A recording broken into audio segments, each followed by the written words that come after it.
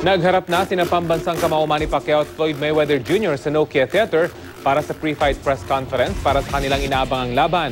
At mula sa Los Angeles, California, naroon pa rin ang aking partner na si Connie Quezon. Connie?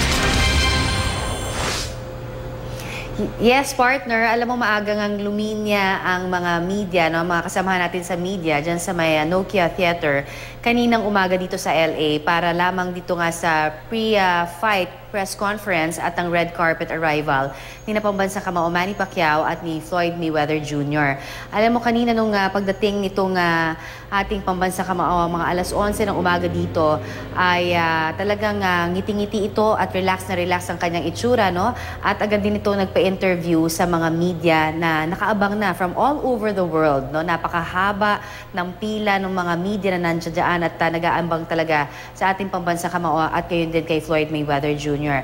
In fact, sa 2,300 na mga nagpa-accredit sa press conference na ito, 700 lamang ang talagang nabigyan ng pagkakataon na makapag-cover. No? Marami pa rin yan kung isipin, pero mas marami pa sana ang talagang gustong makasaksi nitong pre-fight press conference. Pero gayon pa man, talagang yung mga media na mga naroon ay napakasaya dahil magaganda naman ang mga nakuha nilang mga impormasyon, particularly nung ating nakapanayam nga si pambansang kamao Manny Pacquiao kanina, ay sinabi nito na talagang wala daw siyang nararamdamang anumang takot o anumang kaba, particularly sa fight na ito, no? Mas kinabahan pa nga daw siya noong may mga fight siya kay De La Hoya at sa iba pang mga nakatunggali niya before.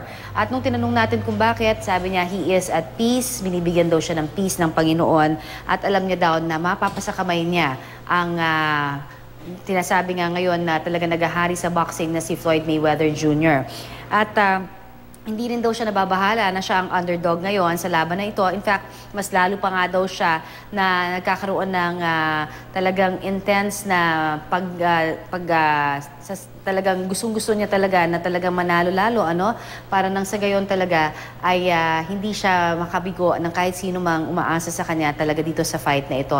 Fight ito of his life, sabi niya nga, at talagang pag-iigihan niya ang pag-iensayo at gayon din para ma-entertain yung mga hiningi ng fans for the past 5 years talaga. Inintay ito ng marami kaya hindi daw niya bibiguin. At makalipas naman ng isang oras ay dumating naman sa red carpet itong si Floyd Mayweather Jr. At kapansin-pansin, kalmado rin ito at panay din ang ngiti sa mga media. Ito ay may kaibahan doon sa usual na nakikita nating Floyd Mayweather Jr. na tuwing ini-interview ay napakaseryoso ng muka at madalas ay nag-aangas, hindi ba? Pero kanina talagang prim and proper, discreet, lahat, everything talaga nung makikita natin sa kanya ay very positive. Pati yung mga pagsagot niya sa ating mga itinanong sa kanya ay talagang magalang niyang sinagot. Wala siyang sino man na siniraan o trash talk. At ito ay kinagulat ng marami sa mga media rin nakasamahan natin, dahil hindi nga ito yung usual na demeanor niya, sabi nga So kanina nung tinanong natin siya, kung ano ba yung talagang what drives him, dahil alam naman natin na talagang unparalleled pa rin yung kanyang boxing record. Ang sinasabi niya lamang talagang he's blessed to have a good team at nagpasalamat din nga siya sa pagpatuloy sa kanya pagtulong sa kanya ng kanyang ama, At he's very happy daw talaga at syempre parating he wants to keep positive about everything. Ayaw niyang isipin yung mga negative dahil ayaw niyang i-attract daw yan, At yung isa pang sinasabi natin, tinanong natin, ano ba ang impression niya sa ating pambansang kamao nung una niyang nakilala ito o nakita, At ang sabi naman itong si Floyd Mayweather Jr. ay simple lamang, Isa rin siyang ordinaryong fighter. He's just an ordinary fighter and he thinks na he's a cool guy. Yan yung mga sinabi niya. Nakakatuwa naman, Kasi talagang ayaw niya magsalita ng anumang masama kay pambansang kamao Manny Pacquiao. At gayon din nung tinanong natin si Floyd Mayweather Jr. kung ano man tingin niya, kay Manny bilang isang fighter, partner, ang sabi niya, he's amazing, napakagaling niya, at obviously hindi naman niya mararating kung ano yung narating niya kung hindi dahil sa kanyang angking galing din. So alam din na talaga na wala siyang masasabing anything bad because si Manny has proven himself also just like him. At yung isa pa na sinagot niya sa atin kanina nung tinanong natin siya na may mga pasarin kasi itong si Coach Freddie Roach na babasagin na at meron na silang fighting style na naiisip para basagin nga itong o magkaroon ng damage doon sa boxing record record ni Mayweather. At ang sagot lamang dyan ni Mayweather ay of course, talagang makikita naman sa record niya, 47 wins, wala pa siyang talo, and that in itself would speak talaga dun sa kanyang kakayahan. Hindi naman daw yan talagang natatsambahan, kumbaga, hindi ba? At nakatrabaho na rin daw niya itong si Freddie Roach, magaling naman daw talaga itong trainer, no?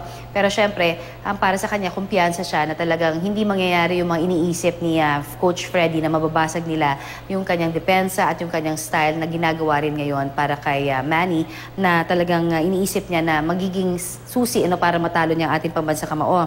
At simple lamang din daw ang dahilan sa kanya na ng pagkakaroon nitong napakagandang record niya. Sabi ko nga, wala pa siyang talo at 47 wins, at talagang sinasabi niya, ina-attribute niya yan dun sa keeping a positive mind always. At samantala, isang matindi rin na sagot ang iniwan ng nitong si Floyd Mayweather sa atin nung bago niya tayo lisanin sa interview. Sabi niya, tinanong ko kasi kung win or lose, ano ba ang chance na gusto niya pa rin bang makatunggali si Manny? At ang sagot niya, Mayweather is always the winner. Ayan, yan yung mga sagot niya talaga. So, makikita natin na kumpiyansa siya, parehong boxers.